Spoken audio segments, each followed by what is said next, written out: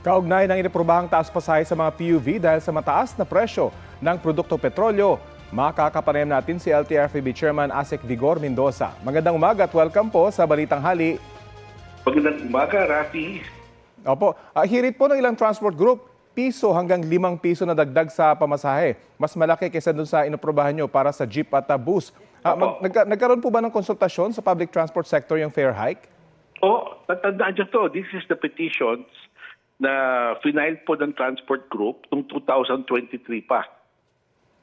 Hindi ito yung mga bagong na-file pa lang. No? So, ang konsiderasyon po natin, yung mga presyo at that time, kinonsiderin po natin yung presyo ngayon, pero siyempre, linggo-linggo, nag-a-adjust tayo, di ba, ng presyo, no? So, hindi natin masama, especially yung pagtaas tong araw na to, no? At saka, ang effectively, Rafi, ang inakyat natin 2 piso eh. Kasi yung huling fare increase, 12 pesos ang minimum. Tapos binigyan natin ng provisional increase na piso noong 2023. Hindi na natin muna kinuha yun, no? So, ang ginawa po natin yun, we made it permanent, yung provisional na yun. So, yung 12 pesos, ginawa na natin permanent 14 pesos. Okay. So sa ngayon po ba may nakabinbin pang fare petition, may fare hike petition? Dahil ito nga, ang naging basehan nyo dati, yung luma pang petition eh. Meron ho bang nakabinbin pa ngayon? 3 po ang nakabinbin po ngayon, no? Yung kay dun sa taxi, regular taxi, yung UV Express, at yung motorcycle taxi. At kailan po ito madidesisyonan? Nako, depende pa kasi we would have to notify yung yung commuters group, depende po kung anong magiging position nila, kung hihingi pa ba sila ng oras para mag-file ng kanilang position paper. Then magkukonsulta pa tayo nationwide, no? So it will take some time, no? Hindi yung kaagad-agad mangyayari po to. At epektibo na po itong fare hike na inaprobahan nyo sa Huwebes. May bagong taripa man o wala? Required pa rin ba na may kopya sila ng bagong taripa? Meron naman tayong ilalabas na fare guide para sa kanila, no? Para ma-reflect kung magkano dapat yung pamasahe per kilometer, no?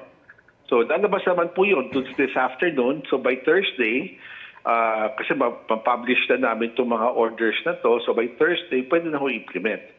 Tsaka, Rafi, despite the fact that luma na itong mga petition na to, we still considered a fuel pump price of around 75 pesos per liter. Okay. So kumbaga naka-incorporate na rito itong mga bagong issue ngayon dito sa inaprobahan yung permanenteng fare increase? Opo. Kasi that was the price of fuel last week, no, mga 75 to 80 pesos per liter. So pinasok na po natin yan. Kinonsider na po rin natin yan. Anong parusa po at babala nyo sa mga ngayon pa lang ay magtataas na ng singil sa pamasahe? Ano po? I'm sorry? Kung may mga magtataas na po ng pamasahe ngayon, kasi sa Huwebes pa effective ito, hindi ho ba? Ano pong babala po ninyo parusa? Ay, hintayin na po nila yung Huwebes para di daw sila magka-problema. Because pag ngayon in-implement po nila, hindi nahintay yung Huwebes, pwede pa sila ma-penalize yan.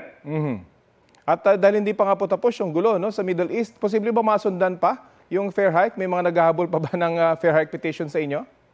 Depende pa ho, kung anong mapafile po sa amin. Kami naman po, we are a quasi-judicial body.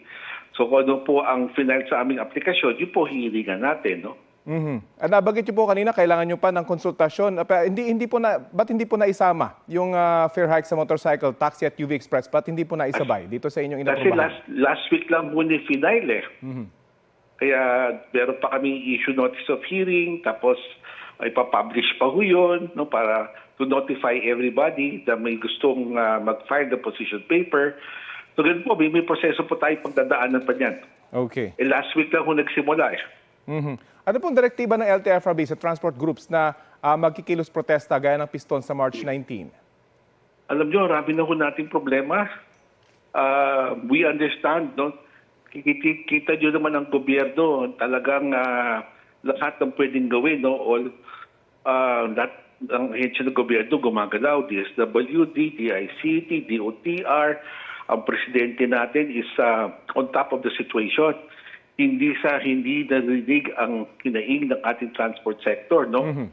We are doing all we can upon the instructions of the President, to bring down to the transport drivers na mismo, no, yung benepisyo o ayuda o subsidiya na pwede natin gawin.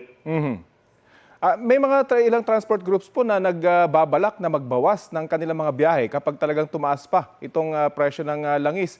Anong reaksyon ng LTFRB dyan? Alam nyo, is that the best thing to do, magbawas ng sasakyan? O mag-file po sila sa amin ng karapat-dapat na petisyon? Di ba? Alam mo, mabilis natin ina-action na naman to. No? I just came in barely 5 months ago. Ito mga nakabinbin na mga ilang taon na-action na naman natin kaagad, no? Compared to before.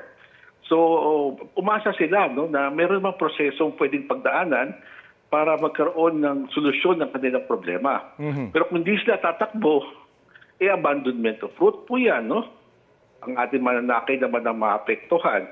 Huwag naman sana nila gawin yun. Okay, abangan po natin kung may mga dagdag pa na fair hike petition sa inyo pong opisina. Maraming salamat po sa oras na ibinahagi nyo sa Balitang Hali.